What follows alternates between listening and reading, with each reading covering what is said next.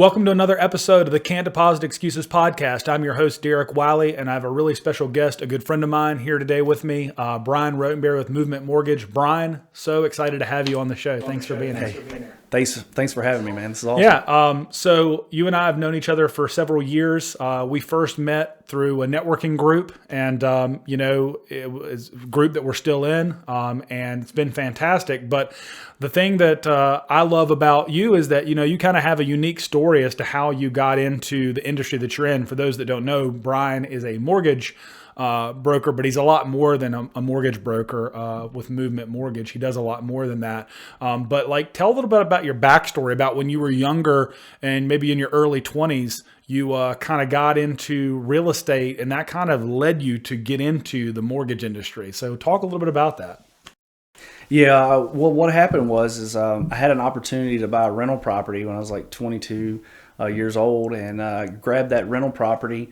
And when I got it, I was like, man, I think this is what I want to do, to grab rentals and just start renting properties out. So within the matter of about 2 or 3 years, I ended up acquiring 5 rental properties, and I was still living at home. And my buddies were like, dude, what are you doing? And I was like, I'm building my retirement. That was just kind of the way I looked at it. So I had all the rental properties. They were all rented out, still staying at home, working my job, doing my thing, and kind of got me to the part where I really started understanding mortgages a little bit. And I was like, I want to know more about how I can buy houses and do things. And for me to do that, I need to know more than the people I'm doing loans with. So that's kind of what pulled me into doing mortgages on that side of it, and pulled me around to where it was like looking at everything different and building a value to it. So I got into doing some really high interest rate mortgages when I got first into the industry, and was like, man, I could do people better. And so I started looking for other mortgage companies to be a part of, and had my own mortgage company then for 12 years. And came to Movement about 5 years ago. So that's kind of the short story, I guess I should say, on how I got. Yeah, I was going to dig into it a little bit. So like you and I have talked about investment property because I've got interest in that. And we've talked about this for, many times this has come up. I think a lot of people are hung up on, how do you even get started in buying an investment property? How do you even go about doing that? Because all of us, out there see that some of the, people that are the most well-to-do, well-off, wealthy, they built their wealth through real estate. And, but the thing that I see recurring is people love it. They talk about it. They look at it. They view it. I'm one of those people. But then actually getting into it and understanding the nuts and the bolts of like what it encapsulates or what it takes to own an investment property. I mean, what are some like key things that you have to know in order to get into it? Like, can I buy an investment property with no money down? Like, is that a thing? Can you still do that? I mean, I know maybe at a time that was the thing. I mean, talk about what it was like when you first got into it and then what it's like today. Yeah. So back when I got into it, you could get into an investment property at that time for 5% down. Wow.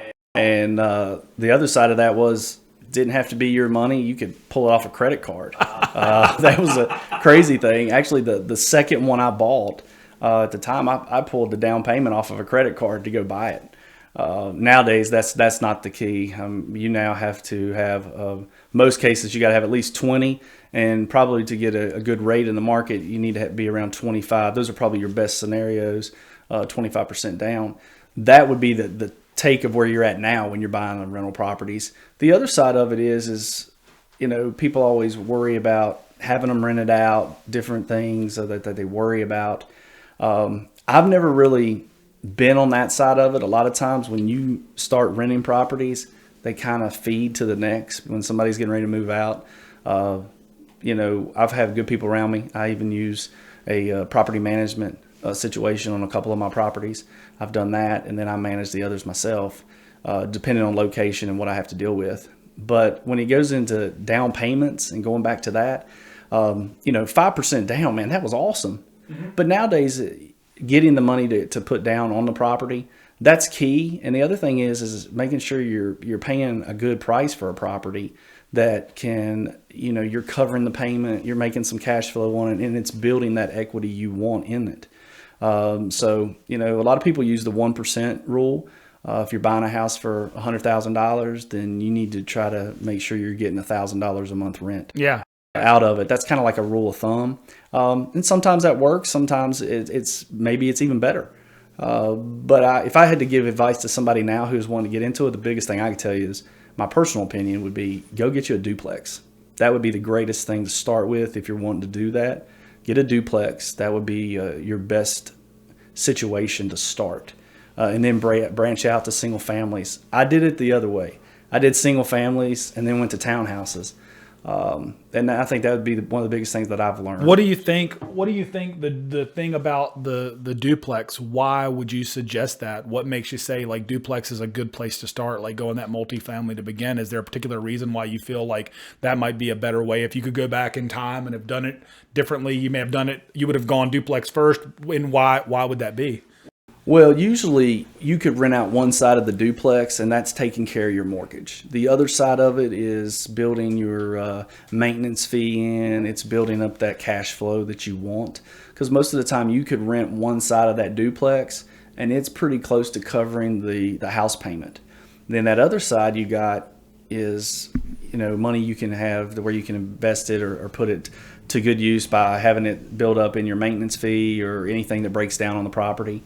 The other side of it is, if you got one unit side of it that's not being rented, you got one person that's still paying your mortgage. If that person moves out, then hopefully you have the other side rented and that one's paying. So you never have to go through a lag period of, I've got to pay for this with nobody in. You kind of got insurance. You got insurance against that happening. Yeah, I was going to say the other thing is, I guess for younger people, another option for them may be to live in one side while you rent the other side. So now I don't know a lot about the mortgage industry. That's why you're here. So I'm going to ask you some questions.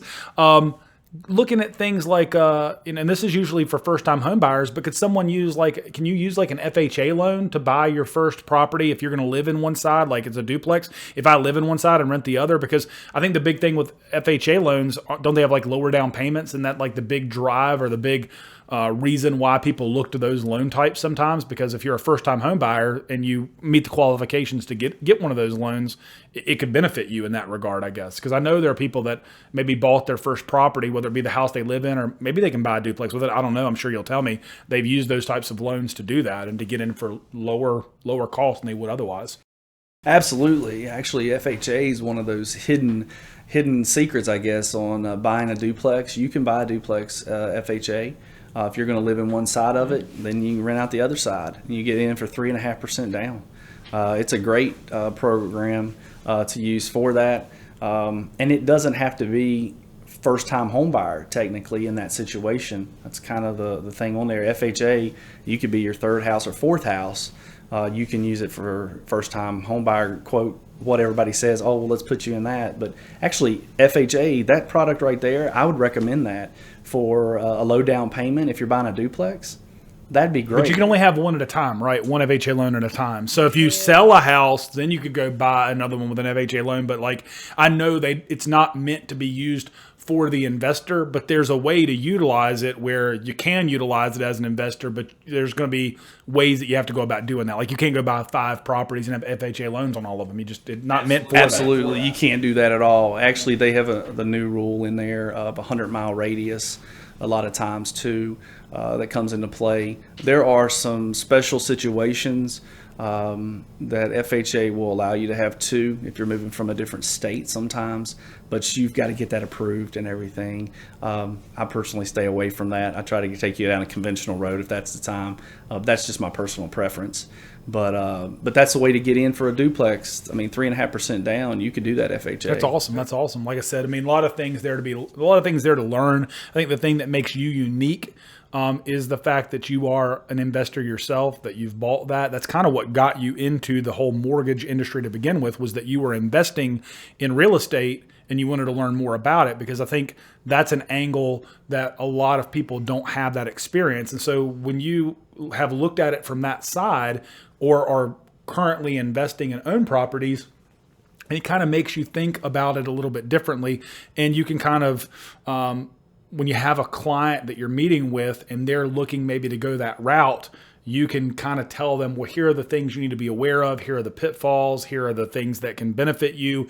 Here are the things you need to be aware of, so that, you make the best decision. And I always think, it's kind of like in my industry, which I don't talk about very much on the podcast, but I spent 6.5 years as an adjuster before I opened up an agency. So I've been on the claim side, so I understand what happens once a loss occurs. And I think that's a unique perspective. So I just think you have the same perspective when it comes to the lending industry, because you've been on both sides, not only as a lender, but also as a borrower or as someone that's trying to learn about how can I invest in property and do this. Oh, yeah. And actually, the first house that I bought, I ended up remodeling it 10 years later, put money in it, got in there, gutted it, learned a lot about, the things you could do to remodel a house, bring up the value of a home, and then turned around and sold it. So the first property I ever bought, made a big change, learned a lot of things, learned what not to do, and learned what to do. And one of the biggest things that I learned right there was, you finding you a contractor, somebody that you could work with, but not take the first person that comes to you offering the deal.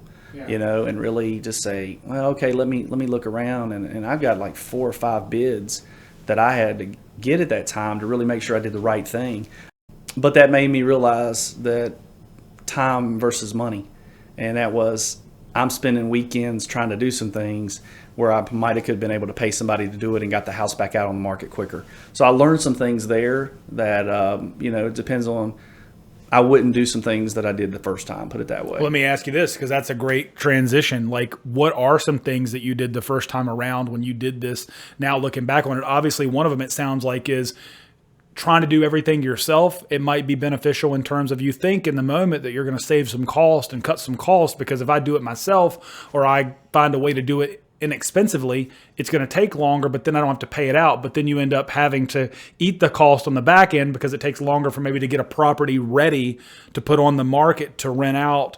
And so now you've kind of lost something there. So what other lessons do you think you could go back in time and say, if I could talk to, 25-year-old Brian when he was, starting his real estate empire, what are the things that you would have done differently if you could go back in hindsight? I think I would have probably at that time made sure that I started building a better, what I would say, nest egg for my investment properties. I would have probably put more money into putting stuff to the side and saving to have some more money there to where I could do some things later down the road. I did not think in advance about improvements or things breaking. I was thinking, this is good for the next 10 or 15 years. I'll probably sell the house by then. And then all of a sudden, the HVAC system goes out 6 years in, and you're like, uh-oh. That would be some things that I would take away. The other part that I learned more on that when I was remodeling the house was I went in and gutted it pretty much myself. So we had some people that we brought in to do it, but I didn't do myself, I guess, justice on doing some research. And I opened up a few walls in the house that I shouldn't have opened up. And by doing that, it ended up costing me probably about $2,500 on the left side, because then I had to put insulation in that it was grandfathered before and it wasn't grandfathered after I opened the doors to kind of open it up. So I learned a $2,500 lesson real quick because the inspector told me that. He's like, well, now that's open, now you got to go to this code. And that was a lesson learned that I was just like, man, what did I just do? But doing that, it was simple things, bathrooms, kitchens, they sell. So for me, that was huge. And you go back and you look at painting houses, neutral colors, things that people, when they walk in, they can see themselves living there because there's not crazy colors, different things like that. You want those things to really pop and really stand out. Those were the things I learned that were the biggest. And I always say, coming from me, I got the look from the guy, and back when I was doing that and everything, I needed to have a female approach and get some female advice on what they look for, because in my mind, I was like, well, I need to do it this, this, and this. And that was different coming from a female side. So I had to change up a few things when I was doing that and remodeling it to where I got some good advice. from some good friends of mine, and that really helped me out on doing that. So I think the biggest thing is always prepare. There's going to be something, no matter how good you got it prepared when you're in the investment side or trying to remodel a house and sell it. Always be prepared something's going to happen, because it will, and it may not be that bad, but it's not going to be, if you think it's going to cost you $15,000, you need to go ahead and prepare for 20, because there's going to be something you're going to get in the middle of. And that's just the best advice I can give somebody right now. Yeah. It may not always be rainbows and butterflies. There's going to be some hidden things there. It was funny when you talked about opening up the walls and then having things happen, a $2,500 lesson. I always say sometimes life gives you the test first and the lesson afterwards. So there you go. you had the test, you learned the lesson. So that's just the way that it goes.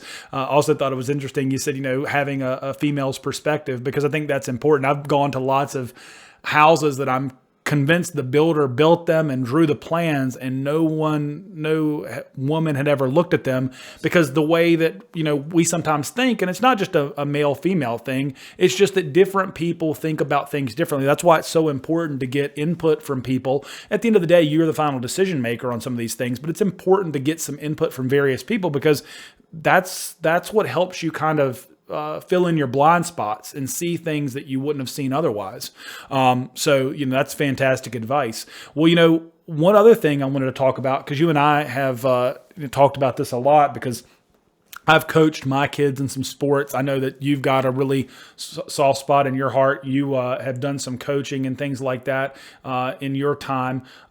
Is there any of those skills that you get from working with kids and working with people and young people? And I think you might also do some stuff with your church. Are there things that, you kind of feel that there's some things that you're able to take from that as you come into the mortgage business when you're meeting and sitting down with a client? I'm sure there's probably people that you meet with that they don't have the first clue about how do you get pre-approved? How do you get set up? How do you get going? So, is that kind of like coaching in a way in terms of meeting with a client and trying to walk them through a process? Because I know, you do a lot more than just mortgages. You're not just a two-dimensional person. There's a lot more depth there in what you are and what your background's all about.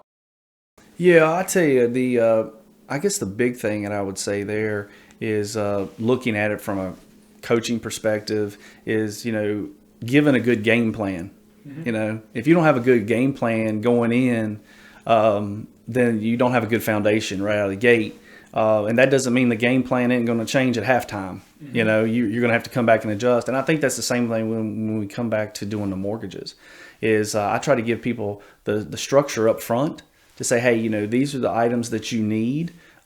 Be very thorough up front. Maybe even ask for a few extra things so you can prepare if you get sidetracked, that you have the information already. But by doing that, you take away 90% of your headache. And when people are buying a house, you're dealing with either their biggest asset or their biggest liability, however they want to look at it. But you're dealing with people's money, and that right there is stress. It's automatic stress.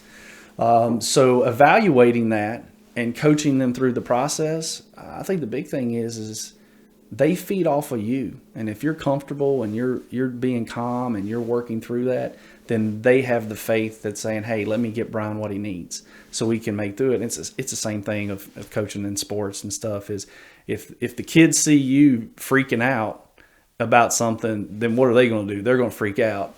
It's the same thing with the clients. And I think that's been my biggest thing. My wife will tell you is that I'm one of the most laid back people and just so calm. I always say never let them see you sweat. It's just the thing I've always kind of went with is, if something's bothering you or whatever, don't let them see you sweat. Stay calm. Help them get through there, because once you lose the way you're feeling, they're like, uh-oh, this guy I trust, and now he's freaking out. What am I supposed to do?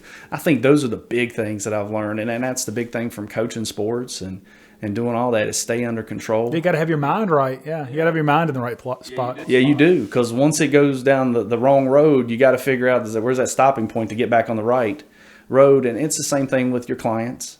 Sometimes you got to pull them back. Big thing, like I always tell them, is don't be getting any more credit while we're trying to buy a house.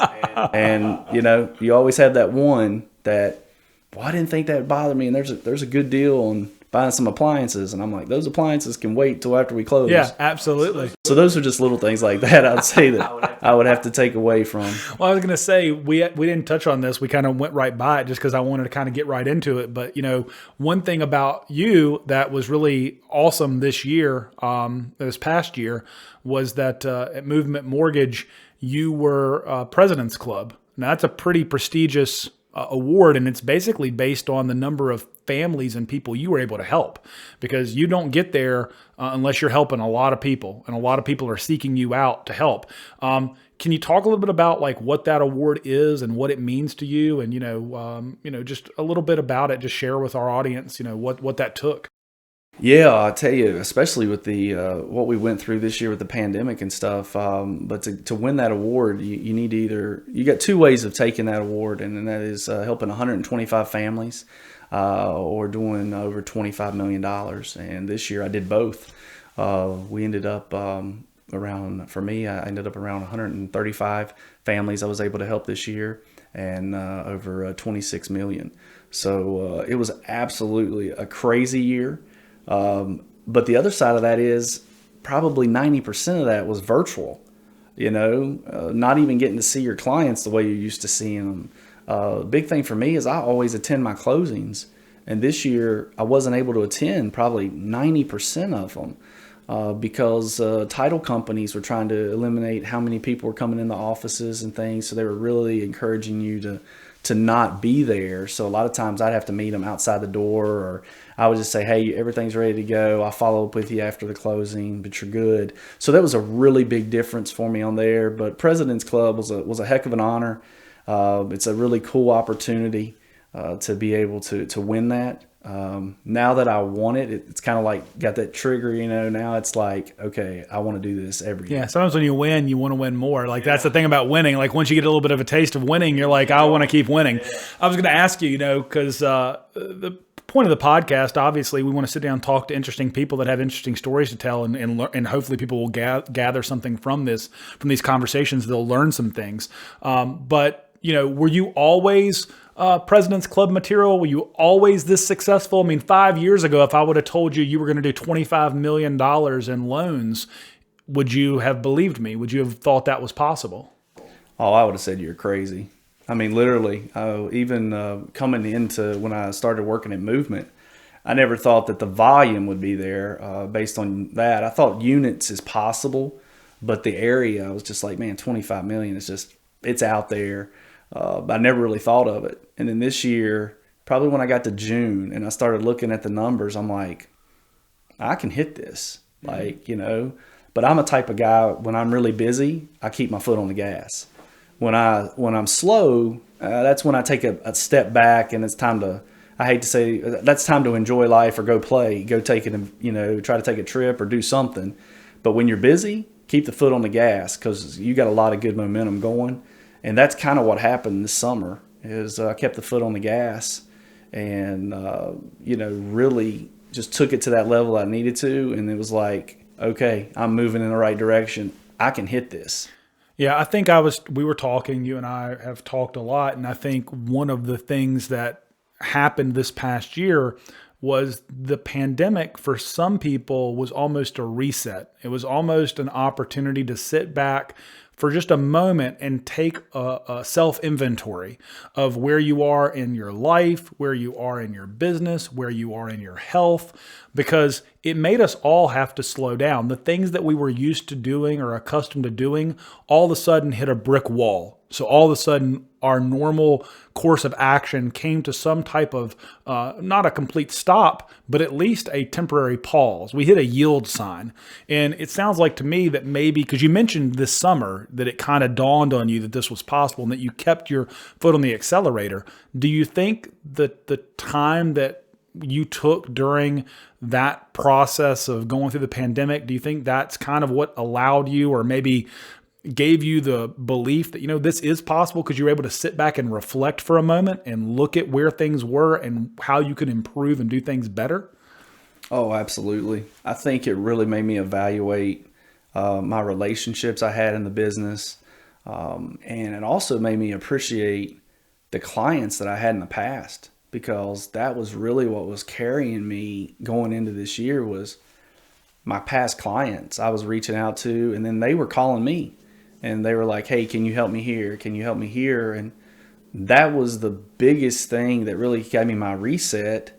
I started evaluating just things going on in my life, and I was like, man, you know what? I can be better at this part of my business, and I can do this in my business now that I never thought I could do before. I mean, I'm doing Zoom calls to meet with clients, over a computer, and I never really thought about doing that in the past because it was always face to face, and it was working. And the clients were loving it because now they didn't have to travel. They were loving it too. So those things were great, one of the CEO of our company, Casey Crawford, he told us when we got to the last part is he goes, you win the game in the fourth quarter, when everybody's tired or whatever, you win the game in the fourth quarter, you keep the foot on the gas. And that was literally kind of funny because that's the way I took it in the middle of the year was keep the foot on the gas. And then he came out and did a conference call with us, I guess in the fall, and he said that we're going to keep a foot on the gas.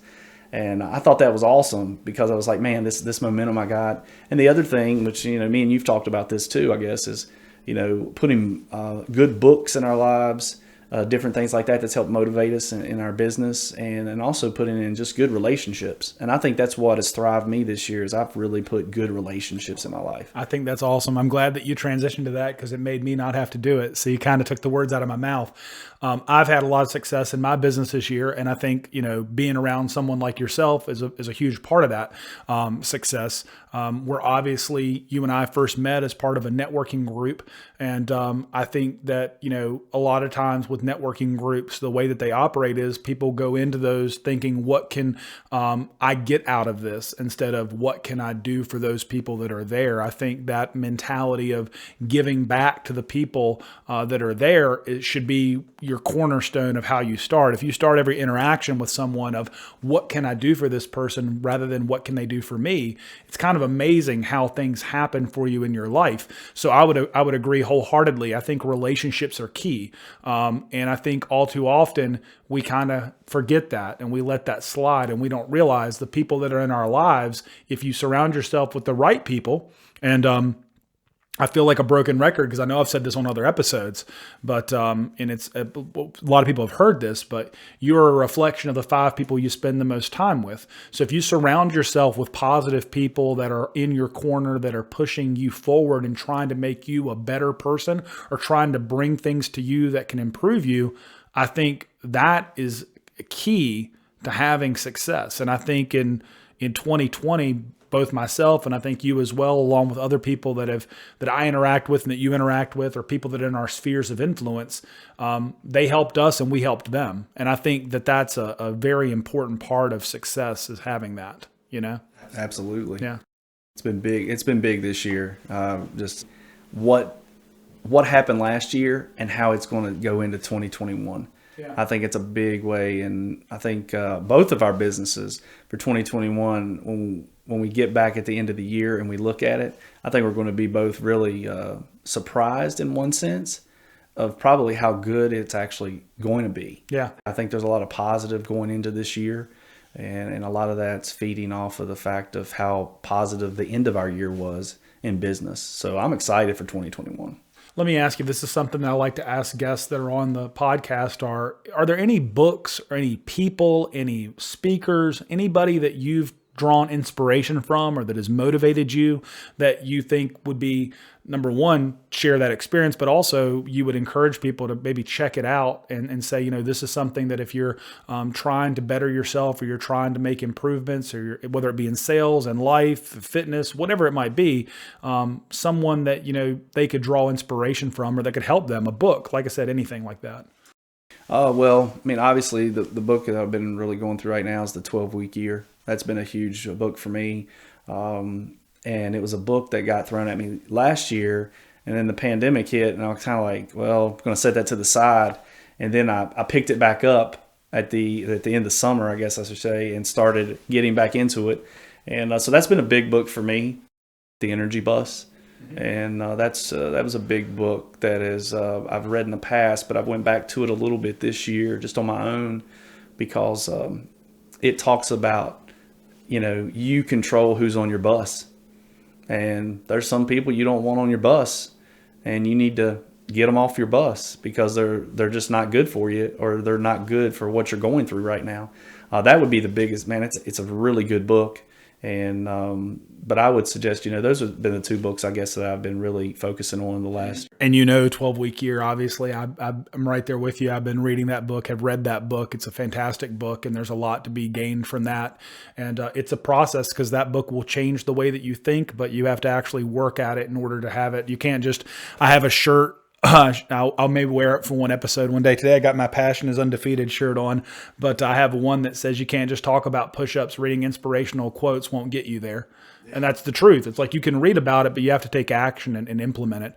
A couple last things. One thing I like to ask every guest as we kind of wrap up is, what does the phrase "can't deposit excuses" mean to you? Because that's the title of the podcast, and I always love to hear what that phrase means to someone when they first hear it, or maybe they've given some thought to it and think, what does that mean to you when you hear it? Well, I guess I should have thought about that before I was on. I mean, for me, it's the fact is that, excuses aren't going to make you money. Yeah. And if anything they're going to do is they're going to keep you from making money. Yeah. So, I mean, obviously they're not going to make your bank account grow, but they're not going to make you grow as a person either. So, I mean, it's depositing good things in your life. And if that means your bank account, then great. But more importantly, if it's just you as a person, putting good things into you. So can't deposit excuses. I mean, I just feel like that's the thing is, excuses are not going to increase what you're doing. They're not going to make you grow as a person. So that'd be my biggest take on can't deposit excuses. That's how I would have to look at it. Awesome. Well, Brian, before I let you go, just want to have you tell our listeners and our viewers a little bit about how they can find out more information about you, the company you represent, social media, where you're, how they can find you, maybe a phone number where they can locate you. Just, share a little bit with our audience about, how they can get in touch with you. Yeah, so it's a Brian Rotenberry with Movement Mortgage. My email address is brian.rotenberry@Movement Mortgage. You can also look me up on Brian Rotenberry Movement Mortgage on Facebook. You also have a website called lendermanbrian.com. That would be a way you can get me. And you can also reach me, best way, call me on my cell phone, 540-529-3533. Awesome. Well, Brian, it's been fantastic. You're a guest that I was looking forward to having on. So glad that you took the time to be with us today. And so that's another episode of the Can't Deposit Excuses podcast. Thanks, everybody.